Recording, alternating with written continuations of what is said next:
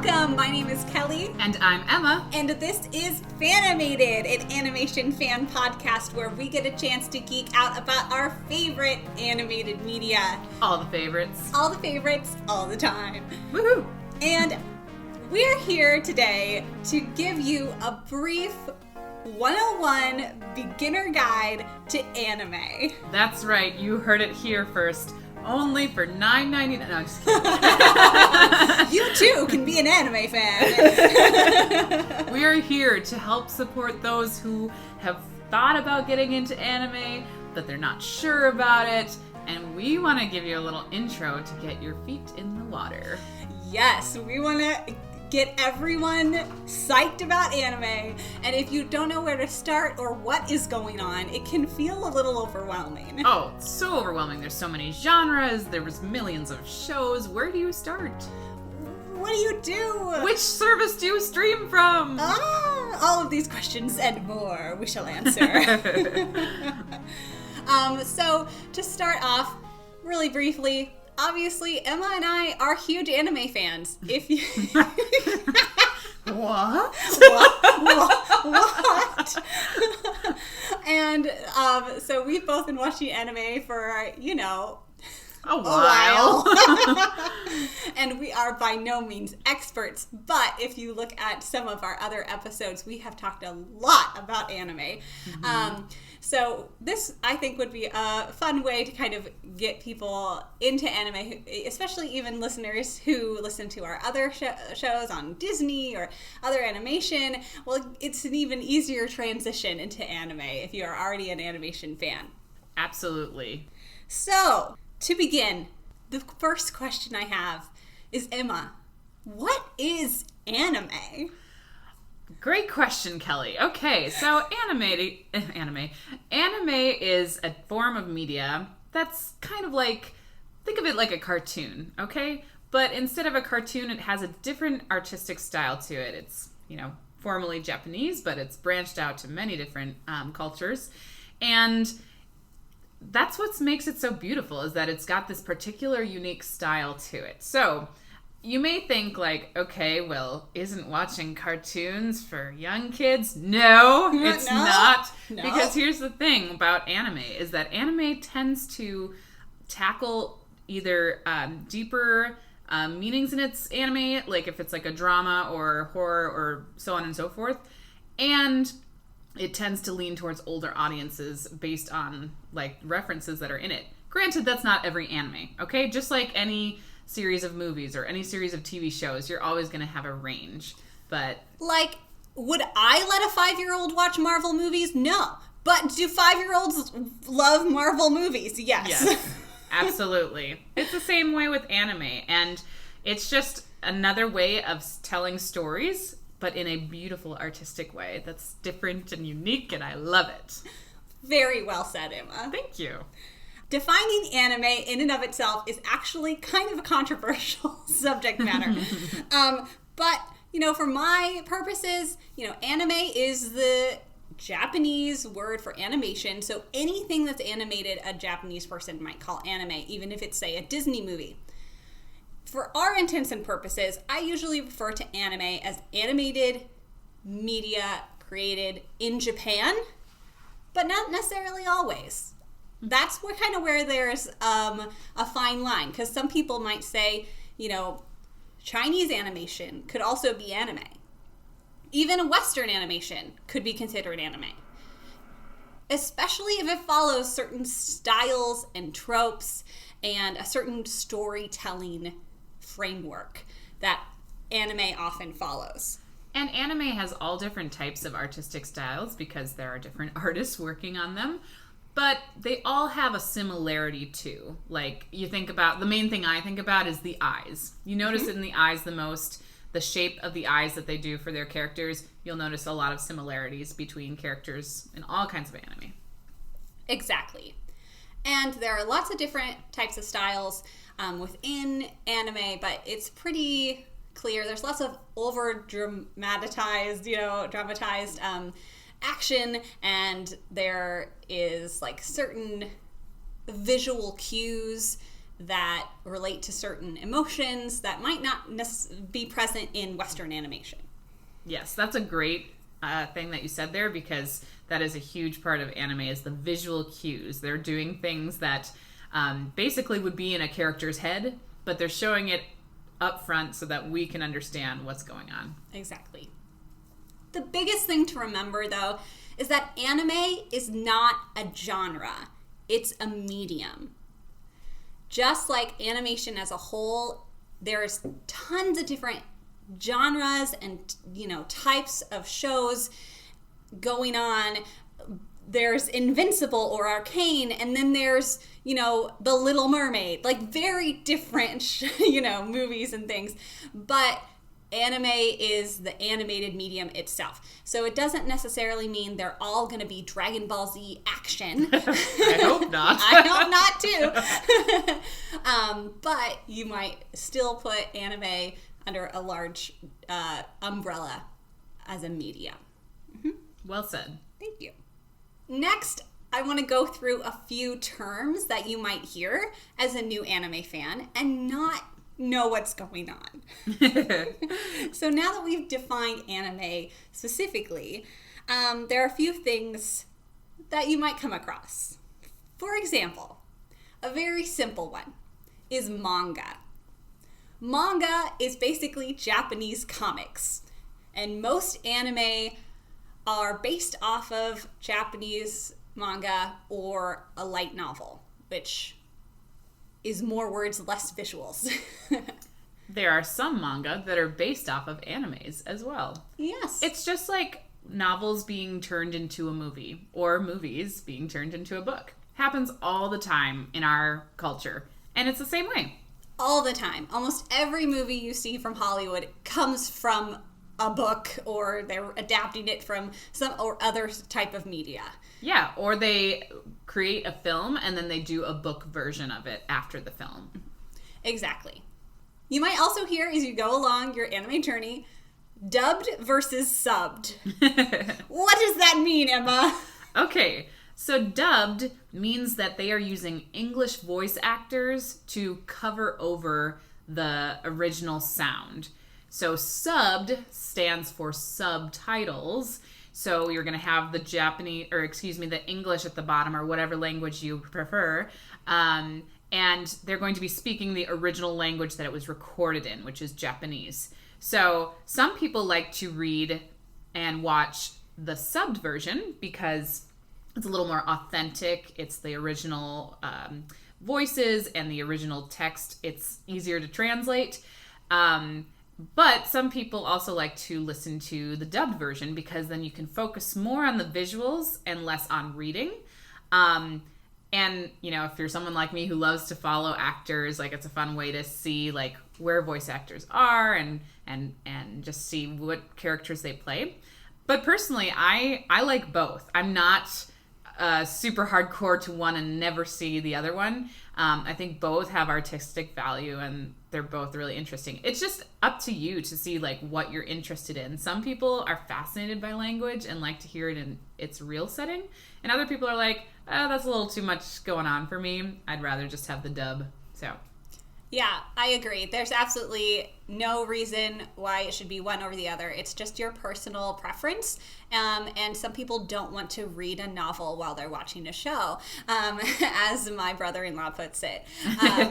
So absolutely no shame listening to the dub. There are amazing English voice actors who do this full time and just are absolutely phenomenal at it. So I think that it can be just as emotive and impactful listening to the English versus the Japanese. I end up listening to a lot of the Japanese and reading subtitles mainly because dubbed takes a little longer to be released, and I like to stay on top of things. Because we're nerds, so we like to be, like, getting the release as soon as possible. Like, as soon as it's out, okay, I'm not waiting for the dub, I need to just see it. So yes, exactly. Another thing about dub, too, is that they change the text a little bit because the actors have to fit in their words with how the character is mouthing their words. So the animation has already been created, and they have to work with how the character's mouth is moving. So most of the meaning stays the same, but the words might shift around a little bit compared to the original. Absolutely. Good point. So a few genres of anime that are anime specific are shoujo, shonen, and isekai. I think those are some 3 basic genres it might be nice to know. So shoujo and shonen are basically a manga or anime written for girls in mind, or a manga or anime written with boys in mind. So shoujo is for girls, shonen is for boys. That is not to say that that is exclusive at all. Absolutely not. 0. But in the world we live in, producers like to know what is the targeted audience, even though, of course, people of all genders can watch everything. Absolutely. A shoujo is mainly emphasized by quite often romantic relationships. It's often circling around, some sort of romance, whether it's a drama or a rom-com. That's usually the main focal point of the series. Mm-hmm. I would agree. Usually it would be easier to think about as a rom-com, basically. Though there are dramatic ones as well. But the idea is that the protagonist tends to be a female, but not always. And there's usually some sort of romance involved. If you listen to this podcast, you know that that's a lot of the anime that I watch. Yes. Emma is our captain of all romantic ships. Thank you very much. Shonen, on the other hand, targeted towards boys mostly, is going to be your Dragon Ball Zs or Narutos, the action adventure type series, which are generally the most popular anime in terms of viewership and just size of the franchise, etc. Shonen usually involves a lot of fight scenes. You get the big dramatic fight scenes that last 10 episodes, and but it can also cover things that are just more action-packed that might not necessarily be fighting specific. Yeah, shonen is usually not plot heavy. They have a plot, but it tends to move slower because most of the scenes are fighting. Yes. And, so it's not that anything is not happening. It just, we have a lot of action packed into the episodes.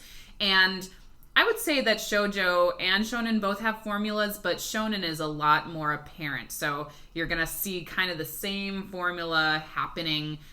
You meet a bad guy and there's a big fight, and then things are resolved until you move on to the next one, and each battle is growing the main character so they're even stronger than they were before, and I can't get any stronger than this. Oh wait, there's more. There's always room to grow. Power of friendship. We gained another victory point. Yes. You're just always moving forward. I often joke that shonen is about determination and the power of friendship. It is, absolutely. I mean, if you are ever interested in trying out a shonen, we've mentioned Naruto and their Dragon Ball Z. There's lots of different ones out there. Be prepared for that formulaic setting, and for fight scenes that may take, I do not joke about this, may take 3 episodes or more. Finally, isekai. Isekai is a very Japanese-specific genre that it's good to just kind of know the general basics about it. The easiest way to describe an isekai is life in another world. And it's a very popular genre, especially right now in anime. Usually, quite often, a character will die or somehow get transported to another world, quite often a fantasy world. Like a fantasy world in a video game, or like Lord of the Rings type fantasy. But it's not always fantasy, and it's not always necessarily a death. Sometimes it's just hopping from one world to the next. A good example of that in our own culture is that you could kind of argue that the Wizard of Oz is an isekai. That's a good point. Dorothy gets transported to the magical world of Oz and goes on an adventure with new gained powers in her magical world and saves everyone. Yeah, that's an isekai. That's an isekai. There are lots of very, just like with all of these broad genres, there's a lot of variance within them, because there can be like a shoujo isekai and a shonen isekai. There's a lot out there. There can be crossover for sure. Or there can be shows that have like pieces of isekai in it. I mentioned a while back on one of our top 10 lists about Noragami. You know, it's not completely isekai, but it kind of is on the edge because the main character has an outer body experience constantly going on. Yes, absolutely. A couple other things I want to mention is you might hear the term ED or OP, and OP is like an opening and ED is an ending, because a very specific quality of anime is that they have long introduction sequences and ending sequences. It's basically the credits, but there's often like a Japanese pop song and a ton of very interesting visuals happening. It's kind of, some of them can be super long, and some people love to watch them all, like I do, and some people might skip through them. But it's a very distinctive part of anime. Yeah, I mean, it's like a sitcom. You have the intro music that comes in every single time that it starts off, or at least like a little into the scene and then it comes in. Same way. And a lot of the openings and endings can really make or break an anime, to be honest. So there are a few terms that you might come across that are good to know. Looking at the history of anime, really briefly, I just want to point out that you can actually go listen to Anime in America, which I highly, highly, highly recommend. It's just a few episodes of a podcast, and it's extremely well produced. It's produced by Crunchyroll, so they have obviously a hand in it. Crunchyroll, if you don't know, is a streaming platform for anime. And it is a phenomenal look into the history of anime coming into the Western world and how we even ended up with streaming platforms showing anime in the first place, or having dubbed shows and all of that. Highly, highly, highly recommend. It's also hilarious. So just going to throw that out there. But in general, the history of anime is as old as the history of all animation. Animation has been happening in Japan just as long as it's been happening in the US. There were, original chalk animations going into 2D puppet animations, paper cutouts, all of those types of things you'd see in the early 1900s. The first full-length anime film was in 1945, entitled Momotaro's Sacred Soldiers, which was a propaganda film by the Japanese Navy. Which, honestly, a lot of animation started there as propaganda, not just in Japan. Yeah, all even over. in the US. Even Mickey Mouse. Absolutely. So there is a ton of great anime history to go into at some point. Not today. But, of course, it has made its way over to the U.S. Much easier now that we have the internet and streaming platforms. Even, a few decades ago, it would have been a lot harder to find the anime that you want to watch. We have it easy now. Yes, we do. We have lots of streaming sites for it now. You can find it on Netflix, Funimation, Crunchyroll, and Hulu. And I'm sure there's plenty more out there. Amazon Prime. Basically, any streaming service is starting to get into anime. Yay! Good job, America! Yay! This is what we want. Looking into the production of anime, it can be a little different from the production of Western animation, and it's sometimes good to know those differences. So we talked about how a lot of anime is based off of manga or light novels. There are, of course, some that are originals, but that's kind of like a good knowledge starting point. But manga itself has a much longer and richer history than even anime. So, like, it's clear why Japan would be using that medium as the source material for their anime. And just like in the US, anime was originally created to sell merchandise, to sell more manga, to sell, toys. And the same is true for US animation history. And of course, just like in the US, that is kind of changing a little bit. But in general, anime still exists to sell manga. So the concept is you will get hooked on this anime, you love it, but the season is over.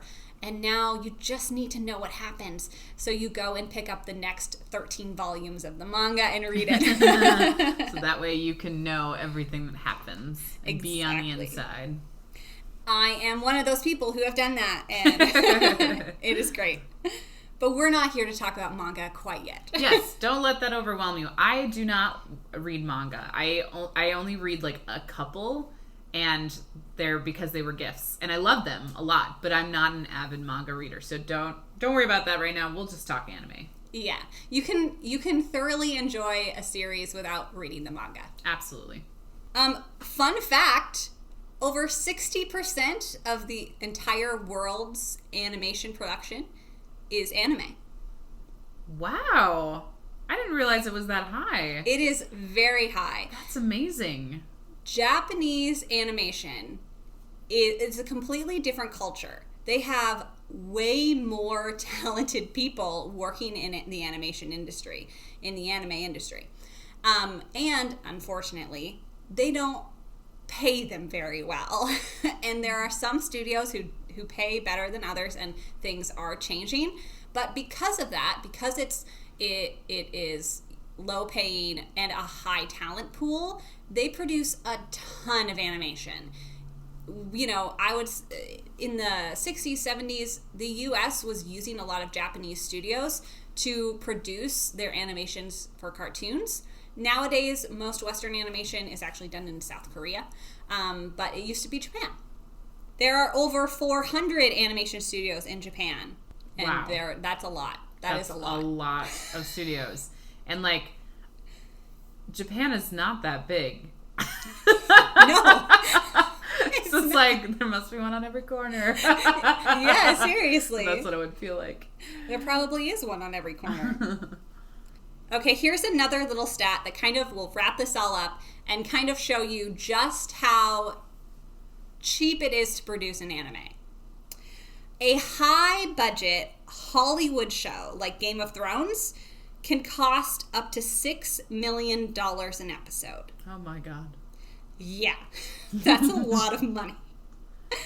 Most TV anime run in about the $2 to $3 million range per season. Wow. Not even per episode. That's crazy. That is insane. And I've seen more beautiful anime than live film. You know? Yeah. Oh my goodness. It's insane. So, of course, like, I can see why there are more streaming services in the West getting into it, because it's honestly like a cheaper way to create entertainment. And I hope that we just see more animation from it. Of course, I do want the animators to get paid better, but all in all, animation can be a lot cheaper to produce. Another interesting random production fact that might not be relevant at all, but some anime episodes can be created from beginning writing stage to the end sound design in 2 months or less. Wow. That's insane. I'm wow. I'm flabbergasted. All these facts that you're throwing at me, I'm like, oh my God. I mean, the animation world is strange, but anime it specifically is just like they go so fast and so intensely. Yeah. Oh my gosh. Yeah. So hopefully that made you excited for anime, because it makes me excited about anime, but that's because I'm a nerd and I love this stuff. Okay, so we've talked about some things you might need to know, some basic, like, production stats. Okay, you're ready to dive into anime. Now, where do you start? There are so many options. You're overwhelmed. There's just all these genres we just talked about. I think before we dive in, that I would like to say a good tip to know for yourself is, okay, in your usual watches with TV and movies, what genre do you like? Are you a rom-com person? Are you an action-packed person? Horror? Murder mystery? Like, figure out what you like in general, and that's a great place to start. Yes, I agree wholeheartedly. The other thing I'd recommend is go to your local library and look for a Studio Ghibli film. Yes. Studio Ghibli is basically the Walt Disney Animation Studios of Japan, and almost any movie you pick is going to be absolutely lovely and a wonderful experience. I just think that's a really, really, really good place to start. They're classics. I would agree. Especially some of the ones that we've mentioned on the podcast before, like From Up on Poppy Hill and The Wind Rises would be a good one. We've talked about Princess Mononoke and Howl's Moving Castle. Yeah, all good. They do definitely have fantastical elements in some of them that you might not be used to, but I think they're a great place to start for anime beginners. Absolutely. So that leaves Emma and I with some recommendations for you. Yes. And because we're such big anime fans, we could sit here for hours giving you amazing recommendations. So we've limited ourselves to 5 anime each. And here are the caveats. We had to choose anime that are, 1, available to stream right now on Netflix. So you don't even have to go to Funimation or Crunchyroll. You just get onto your Netflix account because we figure that most people have access to a Netflix account. Or you have a friend that has one. Yes. It seems like the most accessible streaming service for most people. Number 2, we had to choose anime that are available on Netflix that are English dubbed. So you don't even have to watch the subtitles if you don't want to. Mm-hmm. And 3, these are all anime we would recommend to people who have never seen an anime before. Correct. So they're not necessarily our favorites, but they're ones that we would recommend to people starting out. Mm-hmm. Exactly. So these are in no specific order. We'll just take turns. Emma, would you like to go first? Ooh, okay. So, like we said, these are really great starters if you're beginning anime, because maybe the plot is either more simple or there's not as many tropes, because you'll find that as you get into anime, there's lots of different tropes happening and patterns that you'll notice, and you'll begin to love them. But the first recommendation I have is actually a movie, and it's Words Bubble Up Like Soda Pop. Aww. So it's really cute, lovely romance, I would say. It's not necessarily rom-com. It's more on the drama side, but not intense. So it's, 2 young kids working together with this group of, it's like not a nursing home, but it's in the mall. It's a group for elderly people. And anyway, it's a love story, and they're learning how to, accept themselves for who they are. It's just a very sweet, lovely romance drama. So I thought that would be a really good one to start things off. I agree. That's an excellent choice, Emma. Mm-hmm. And the animation on that one is just like so fun and different. Very colorful. Yeah, a really fun style. So excellent recommendation. Thank you. So I'm going to start with something controversial right off the bat. If you've never seen an anime before, it can be really daunting to dive into, like we kind of had mentioned earlier, the form of visual storytelling that it is. So why not watch something that was made for Western audiences? I'm going to recommend Avatar: The Last Airbender. Oh! It is a heavily anime-inspired series, but it was made for Western audiences at Nickelodeon. So you're getting all of the tropes of anime and all of the cultural influences without as much of that cultural barrier, because it still is easy to follow for a Western audience. great recommendation. I will watch Avatar again and again and again. I have it on DVD even. If you haven't heard of it, I should say it's a fantasy adventure. There are these different... It's this different fantasy world where there's like people who have magical abilities that affect the elements, like wind and fire and earth and all of that. And it's just a good old like action, we're gonna save the world kind of show. Kids going on an adventure, saving the world, like Harry Potter. Right? Exactly. Yes. And it's a fantastic way to start, and it's one of the best animated series of all time anyway, so what are you doing? Go watch it. Good recommendation, Kelly. Thank you. My next one is a deeper drama, and I had to think about this one, but I think that if you like this genre, then you'll enjoy this one, and it's Violet Evergarden. Ooh. I chose Violet Evergarden because it's not complicated with tropes. It's pretty straightforward in its plot, but it's also like really intriguing and different, and just the atmosphere that it brings. It's like there's somewhat of a darkness to it, but also like a post-apocalyptic feel in a certain way, and or post-war, I should say, and I don't know, it's just a very dramatic setting. So if you're looking for something a little like deeper and intense emotionally, this would be a great show to start with if you're into that. Absolutely. It's phenomenal. It's beautiful. And it's kind of got this like post-World War I vibe. Yeah, that's what I was trying to explain. I was just like, well, it's not like post-apocalyptic, but like with the fashion, because like when I think of the costumes that they wear, it like really reminds me of that kind of steampunk vibe. It does have a steampunk vibe, yeah. Right. So really beautiful show, all about this girl trying to understand the meaning of love, basically. It's phenomenal. So excellent. Since you went with a drama here, I'll follow up with another one. This is a film called A Silent Voice. It is one of my favorite anime films of all time. It follows a girl who is deaf and her childhood bully, and they kind of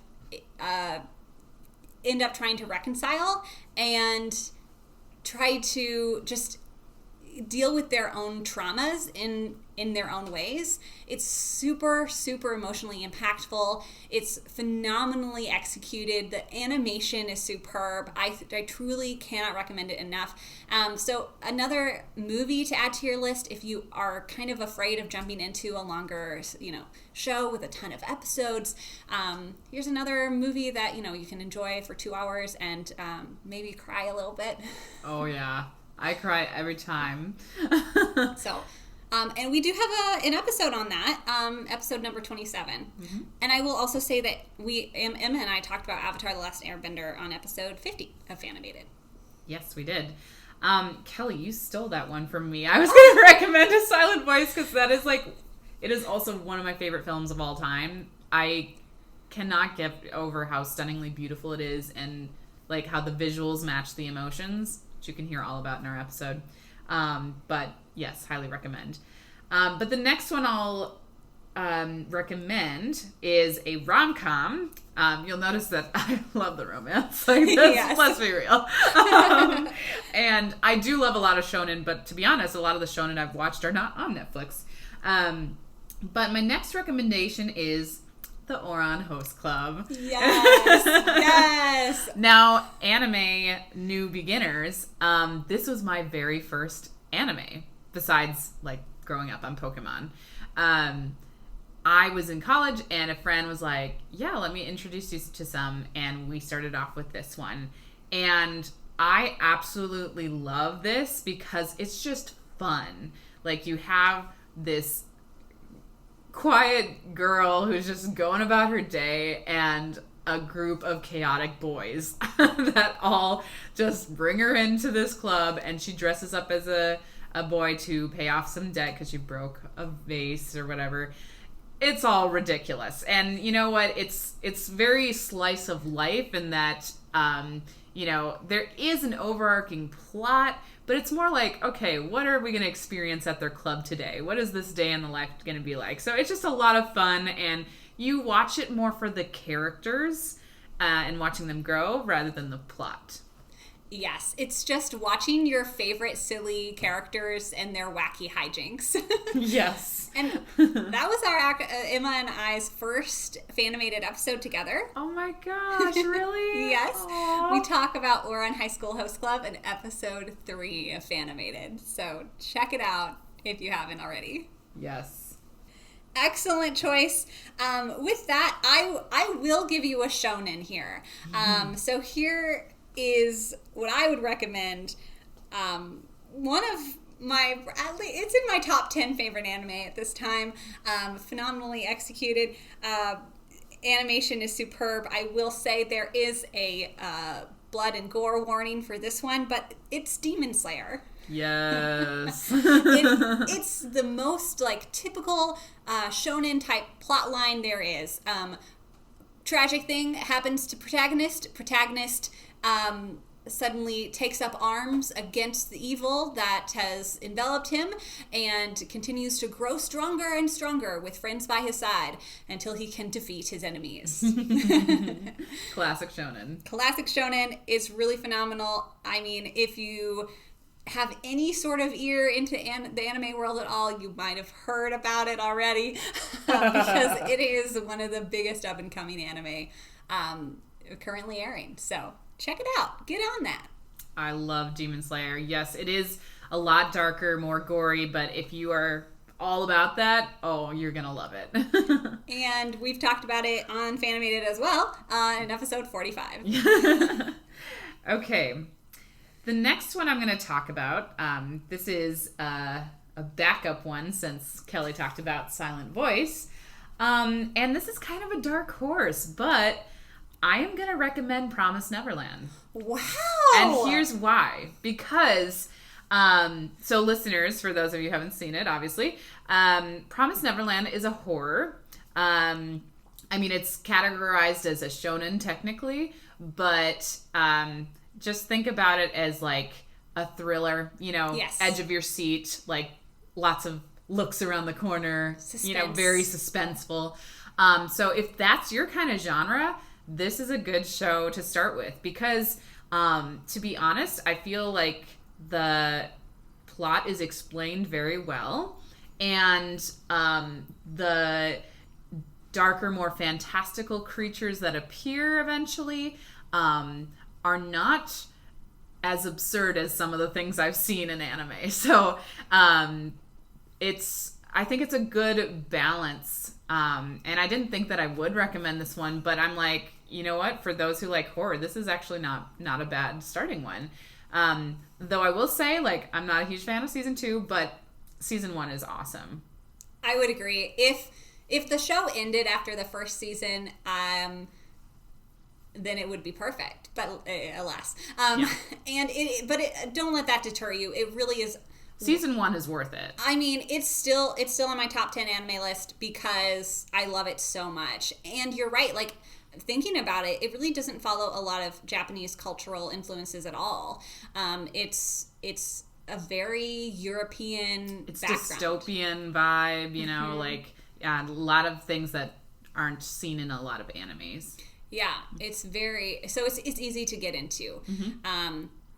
And it's really, really good. Yeah, it's so suspenseful. I remember when we watched it and we binged it, and it was like dark out too. So we were like, ooh, scary. Be careful. You could spend your whole day watching this show. Yes, this is true. You've been warned. You've been warned. All right. Well, how would I give us a comedy to outweigh? Oh yes, of course. Outweigh the thriller. This is. I believe a Netflix exclusive, and it's absolutely hilarious. Hijinks ensue. It's Great Pretender. Oh, yes. I haven't finished that one, but that's good. Yeah. It is so funny. It is about basically these con artists conning other con artists. I will warn you that there's subtitles in the first half of the first episode, but then after that it goes full dubbed. They do that because all of these characters are from different countries, and they want to emphasize at the beginning that they're all speaking different languages. And then from there, they all speak English, and it's just implied that they're speaking different languages. But these characters are absolutely hilarious and wild, and there are twists and turns. They're just not suspenseful, scary ones. Right. And you really get to love and care about these. It's just like, gang of misfits traveling the world, pulling the rug out from everyone's feet. Yes. What have you got for us, Emma? Okay, last one here. Okay, I just had to end with a rom-com because how can I not? I mean, Yes. I just love them. So my last recommendation for new anime beginners is Monthly Girls Nozaki-kun. I love this show so much. Okay, and I could watch it so many times because it's delightful. Once again, it's kind of like Oran, where it's more slice of life than anything. You got a girl who's head over heels for a guy who happens to create manga. And it's a kind of a fun little blend of the two worlds of anime and manga, so you can kind of see it all together. And they share about how manga's made, which is fun. But these characters, you cannot help but love them. And there's a lot of comedy happening. I was laughing out loud the whole time. That's my personal humor. But it is very funny. It's cute. It's endearing. You just love the characters. And I think it's just a really fun, easygoing show. It's very short, so it's not hard to finish, so it's not as overwhelming lengthwise.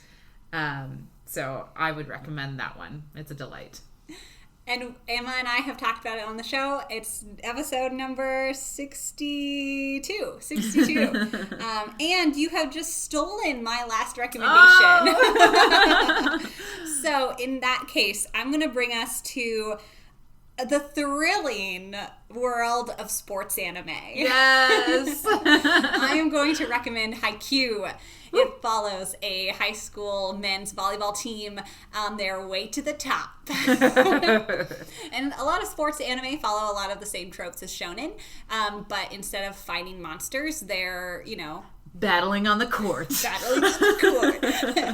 It's still about determination and friendship. Yep.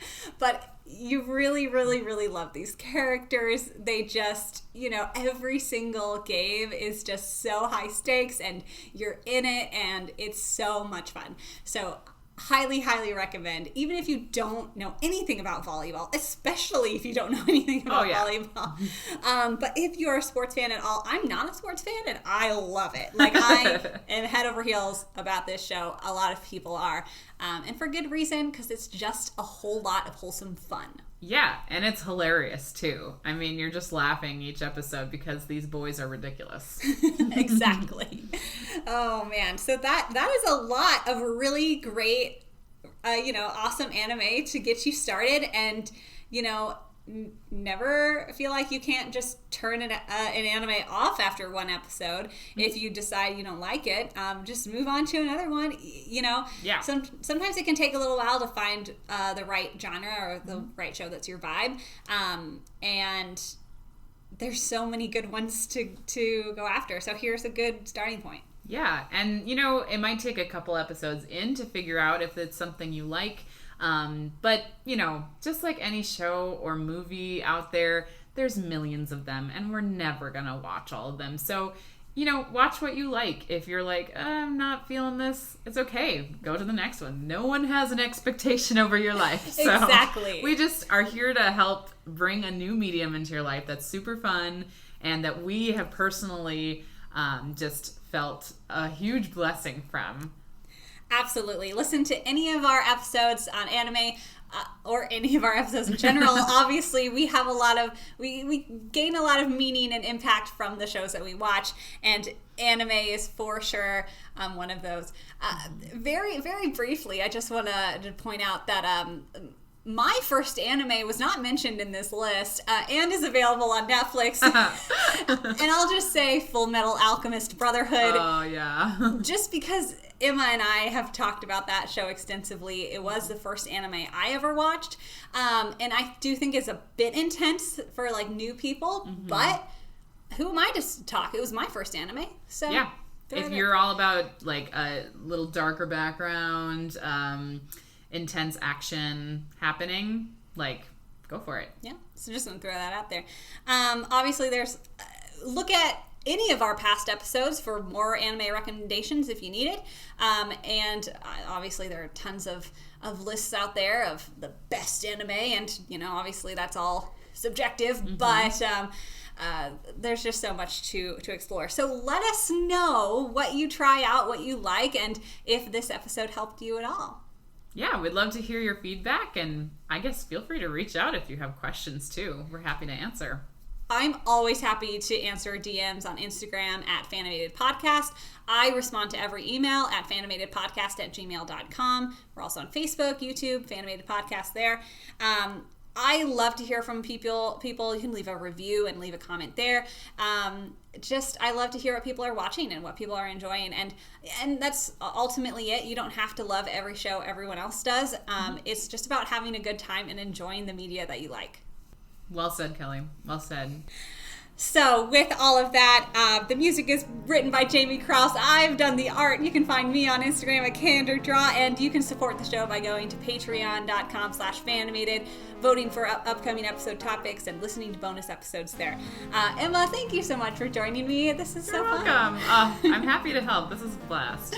It was so much fun to geek out about anime, and I hope we've brought new people into the fold. Yes, I hope we've inspired you and collected you into our posse. Welcome to the wonderful world. Welcome to a wonderful life. You prepare to just, be immersed in a beautiful world. And here we are. So, as always, stay tuned. And stay animated.